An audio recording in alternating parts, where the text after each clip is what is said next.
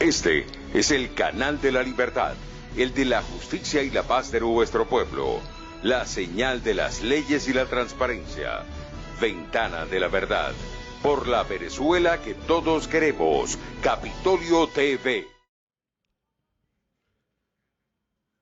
Muy buenas tardes, pueblo de Venezuela, directiva, colegas parlamentarios.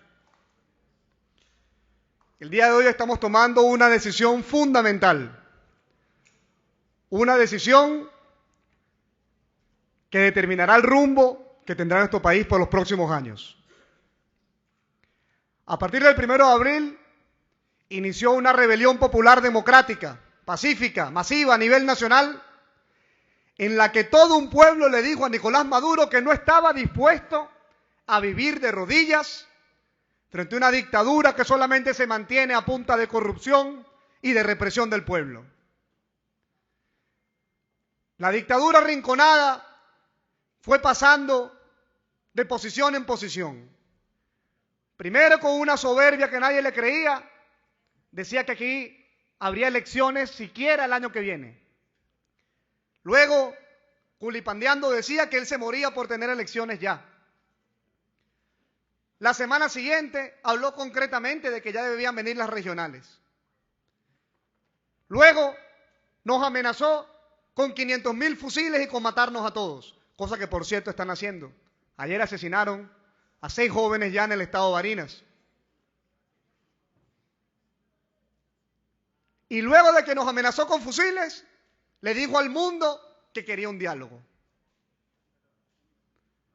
En todo el desvarío y en toda la locura de la dictadura, no tuvo la fuerza Nicolás Maduro de hacer los dos planteamientos que quería. Primero, eliminar la Asamblea Nacional. No la pudo eliminar. Vieron claramente cómo respondió la comunidad internacional, pero sobre todo el pueblo, con las sentencias absurdas esas que tomaron, y decidieron entonces echar para atrás. Luego Nicolás Maduro quería convocar unas regionales para dar una válvula de escape a la crisis, y sus propios gobernadores le dijeron: tú sí eres vivo, tú te salvaste del revocatorio, pero a nosotros nos vas a entregar.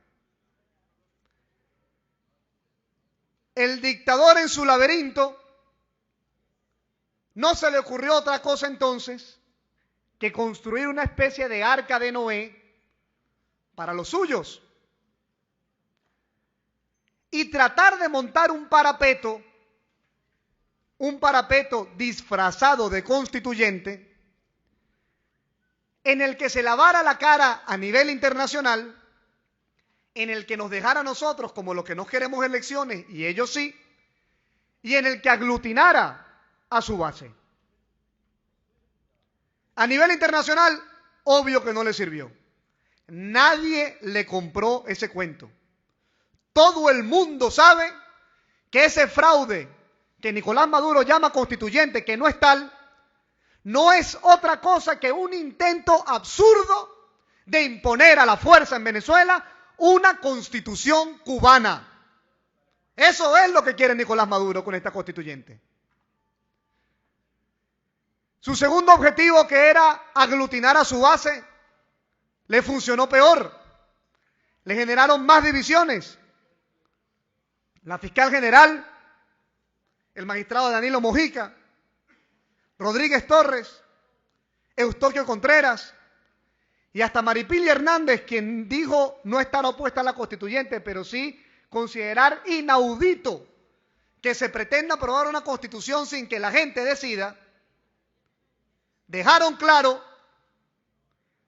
que su propuesta de constituyente tampoco iba a aglutinar más a su base. Es decir, también perdió en ese objetivo. Y lo único que le queda a Nicolás Maduro con esa propuesta de constituyente es intentar encuadrarnos a nosotros en el debate de que él sí quiere elecciones y nosotros no. De que él sí quiere consultarle al pueblo y nosotros no. meternos en su discurso, capaz pensó en alguna idea loca que nosotros íbamos a caer en esa trampa y decirle a la gente que dejara de protestar porque ya había una elección, como si nosotros estuviésemos simplemente pendientes de cualquier elección. No, de la elección que está pendiente del pueblo de Venezuela. Es una elección en condiciones justas y libres, en la que la gente decida quién va a ser el nuevo presidente de la República este año, porque Nicolás Maduro tiene que salir del poder este año y el pueblo tiene que decidir. Esa propuesta fraudulenta que el día de hoy se vio consumada con unas bases comiciales inconstitucionales y antidemocráticas, tiene dos problemas gravísimos de fondo. El primero de ellos es que es el Estado el que define quién vota y quién puede ser electo. Ya lo dijeron hoy, que los trabajadores y los estudiantes son aquellos que van a aparecer en los registros del Estado. Yo quiero ver quiénes son los que van a aparecer en el Ministerio del Trabajo, reconocidos como sindicatos, o en el Ministerio de Educación como los estudiantes. Obviamente que quieren manipular eso para que solamente puedan votar los de ellos. Y si imagínense con el REP, hacen lo que les da la gana, imagínense qué no harían con un poco de listas que las manejan en los ministerios. El segundo gran problema es que cada voto no vale igual. Porque entonces hay venezolanos de primera y venezolanos de segunda. Si usted vive en un municipio de menos población, usted puede valer hasta 100 veces más que otro venezolano que viva, por ejemplo, en la capital de algún estado de Venezuela. Por lo tanto, se cae de cajón que esa propuesta de fraude constituyente lo único que busca es atornillarse en el poder, tener a Maduro para toda la vida y montar una elección fraudulenta con la que puedan poner al Congreso de la Patria a cambiar la Constitución, eliminar la Asamblea Nacional, cambiar a la fiscal e imponer a Maduro para toda la vida con una Constitución cubana. Y el régimen cree que nosotros nos las vamos a calar. Y el régimen cree que nosotros vamos a caer en esa trampa. Las Fuerzas Armadas creen que este país que está levantado por los cuatro costados va a permitir que le implanten un modelo comunista en Venezuela cubano. La respuesta obvia es que no. Y nosotros, como una dirección política responsable, analizando los escenarios que teníamos cuando salieron con esta propuesta, realizamos una serie de debates en la unidad para responder a la pregunta ¿qué hacer si el dictador en su locura avanza en este proceso fraudulento? Y tomamos una decisión, y es que si el dictador avanzaba en la convocatoria de un proceso constituyente, el mismo día esta Asamblea Nacional, haciendo uso de sus atribuciones, debía convocar un referendo para que la gente decidiera si quiere la propuesta de Maduro o quiere salir de Maduro este año 2017, que sea el pueblo el que se exprese. Por lo tanto, estamos planteando desde esta Asamblea Nacional, y lo digo con fines organizativos y orientativos para la población, un referendo que se convoque desde la Asamblea, que por cierto no necesita recoger firmas. La Asamblea misma lo puede convocar hoy.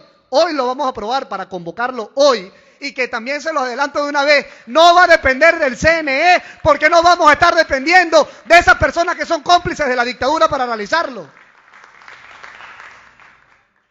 Basándonos entonces en esa realidad, esta Asamblea Nacional convoca un referendo para que el pueblo defina sobre dos asuntos elementales. ¿Cuál es el primer asunto que tiene que definir?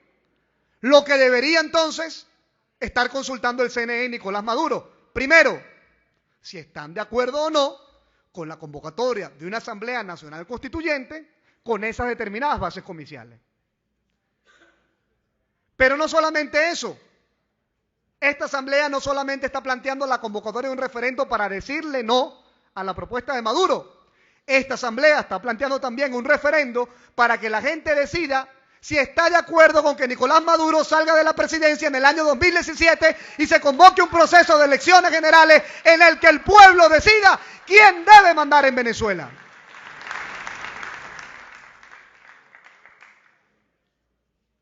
La constituyente de Nicolás Maduro nació ya con un plomo en el ala.